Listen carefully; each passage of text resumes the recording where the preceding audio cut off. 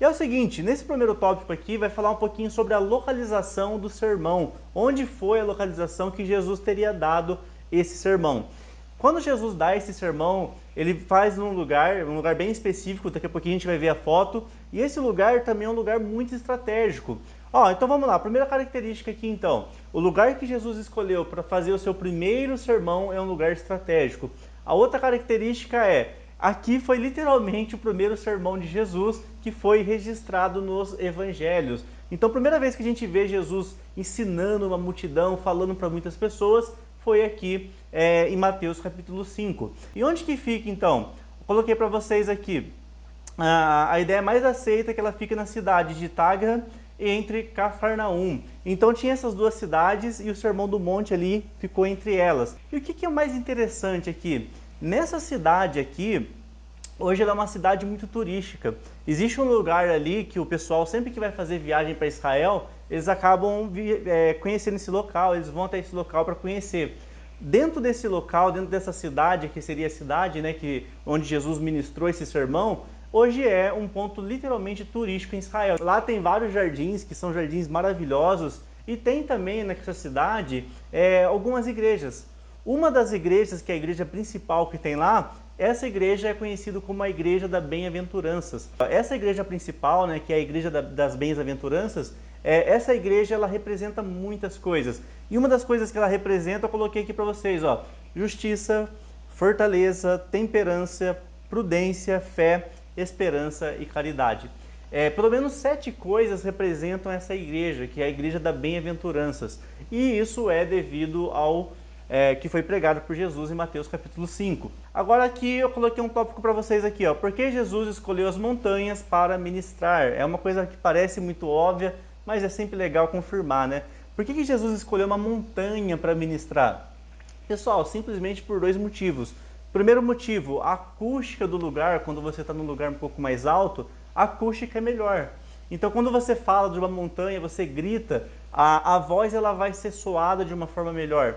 Então, o primeiro motivo que Jesus escolhe ir para essa montanha é justamente por causa da acústica. Dá para ele falar melhor, as pessoas ouvirem melhor.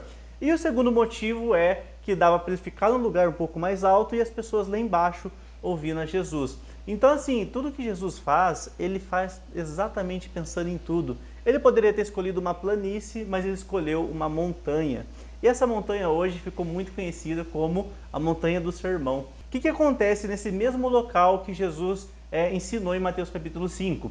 Acontece também aqui a parábola do semeador. Jesus estava na mesma montanha, na mesma cidade, no mesmo local. Então, quando Jesus ele ensina sobre a parábola do semeador, ele também está nesse local. E por último aqui, a multiplicações dos pães. Agora entra uma confusão aqui que eu quero explicar para vocês. Aparentemente, existe uma contradição do livro de Lucas para o livro de Mateus. O que acontece aqui? Eu coloquei para vocês aqui tudo detalhado, depois vocês leem com calma. No livro de Mateus, fala que Jesus ele sobe para uma montanha para dar esse sermão. Já no livro de Lucas, Lucas fala que Jesus estava numa planície, num lugar reto. Aí que entra, pessoal, teoricamente a confusão. Então o que acontece? Um dos motivos que há uma briga muito grande sobre onde Jesus teria dado esse sermão é por causa das contradições dos evangelhos. No livro de Mateus, ele está numa montanha. No livro de Lucas, ele estava numa planície. Agora entra um comentário aqui que é muito mais racional a gente seguir. O que acontece? O livro de Mateus, Mateus ele era judeu. Mateus ele era legítimo judeu e ele estava lá. E ele presenciou Jesus, ele andou com Jesus. Então Mateus, pessoal, ele é uma fonte muito mais confiável de informação em detalhe. Lucas, quando ele escreve o Evangelho de Lucas, como que ele escreveu esse evangelho? Com base em muita pesquisa. Então, assim, com base nas pesquisas dele, nas escritas dos outros evangelhos, ele fez uma pesquisa muito boa e escreveu o livro de Lucas. Porém, Lucas não andou com Jesus. Então, alguns detalhes que são mais importantes, ele não pegou no ato. Já o Mateus, ele andou com Jesus e ele tinha muito mais informações, principalmente por ser judeu. Então, aqui eu coloquei para vocês, o fato de ter supostamente essa contradição não invalida o sermão, não invalida de como deve ter ocorrido. Um exemplo, o relato de Mateus a gente vê Jesus numa montanha, subiu num monte para fazer o discurso. No livro de Lucas ele fala de uma planície. Aí que entra a parte interpretativa, pessoal. Essa planície pode ser que as pessoas que estavam ali ouvindo estavam numa planície.